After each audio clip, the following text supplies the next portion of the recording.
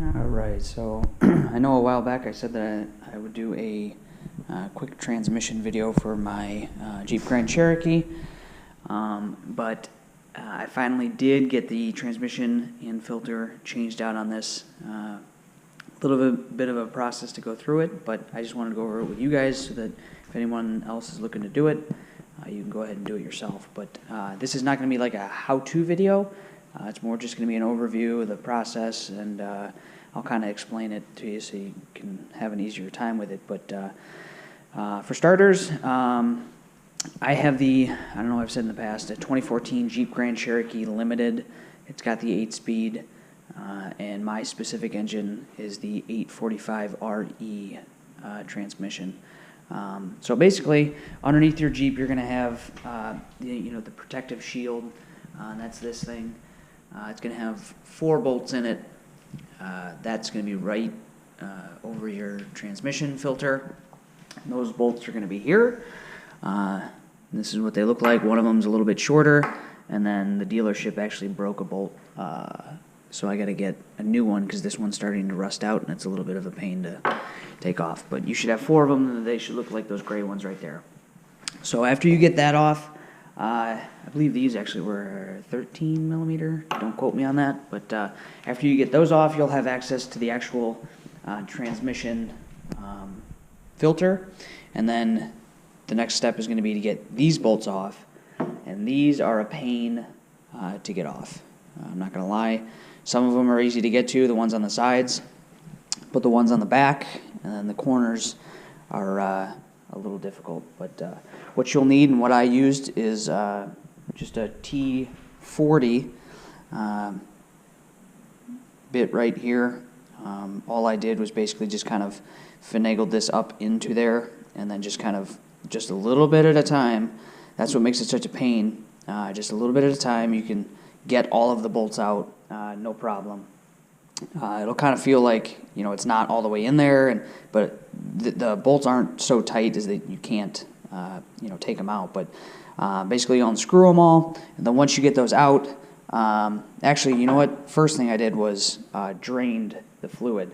I warmed it up to about 110 degrees. I used the thermometer or temperature gauge on my dash. Warmed it up to about 110 degrees, and then parked it. Drained all this fluid. That way, when you do these bolts, the fluid just doesn't pour out and get everywhere and trash your garage.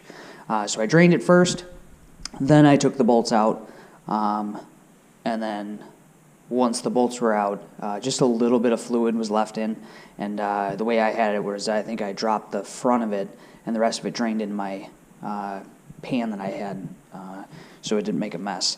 As far as the fluid and everything that was in it, well, it's going to be a little hard to see, but this is the fluid that was in it. Was it terrible? Not really. It's 65,000 miles on it. They say it's a fill for life, but that's obviously not true. I don't believe in that at all. I did drop a rag in here, but some of the new fluid went into there, so I can't really show it to you. But it wasn't too dark. It still had the factory green color to it. So the only thing that I did notice was with the actual pan, these magnets that they have in here. I don't know if you can see those. They were over there. Let me see if I can get a little better lighting here. I don't know if that'll help or not, but these magnets in here were just absolutely caked in metal shavings. I mean, every single one of them on all. There's one here, over here, and then 2 up front. I mean, I don't know if you can get a good look at this, but just absolutely caked in metal shavings. I mean, there's no chunks or anything. I don't know if this is normal wear. I'm not a mechanic. I'm just a guy that likes taking care of his stuff. But as you can see on here, there is a ton of shavings on this, and that's on all the magnets. All of them are caked. So I'm glad I did change this. Again, there's no major chunks or anything in here. It's just your typical. You can see the little metal flakes and whatnot in the pan. The filter, probably won't be able to see it. It's just dark in there. Yeah, it was used 65,000 miles, so again, nothing alarming. But this whole assembly has to be replaced. There's no replaceable filters for it. The one pan that I got was, it does come with a replaceable filter. It was from ATP, so the next time that I do it, I can just, I can drop the pan again, obviously drain the fluid, and then just change this filter in there. It's like 30 bucks or something just for the filter, instead of buying another $100 pan to go with it.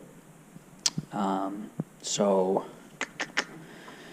after that, basically got it put back on, and then refilled it with new fluid. So the fluid that I did use was the Amsoil Atf.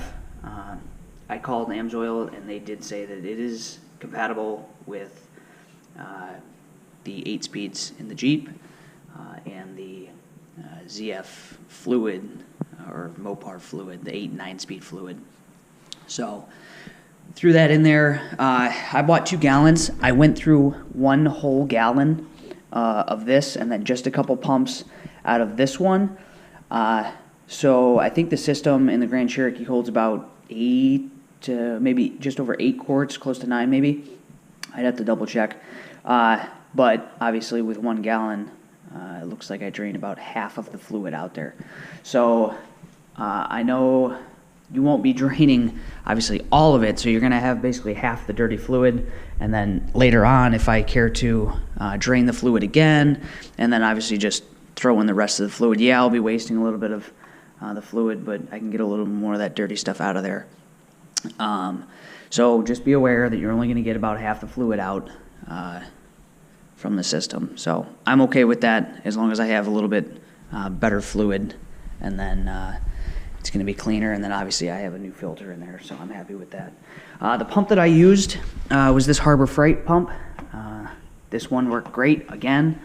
Oh, also make sure before you take the filter off that you crack the fill plug on your transmission so that you can make sure that you can actually refill it again. That way you're not stuck there. But yeah, so once all the fluid was out, popped the drain plug, or the fill plug, sorry, refilled it with fluid until basically I got through maybe like 3 quarts maybe, until it started coming out of the hole, plugged it again, then started the Grand Cherokee, got it going. It was still maybe like 105 degrees or something on the temperature gauge, which is still within the spec of the original pan, which is 86 to 122, and the ATP filter has its own spec on it, which is I think like 104 or 102 to 122.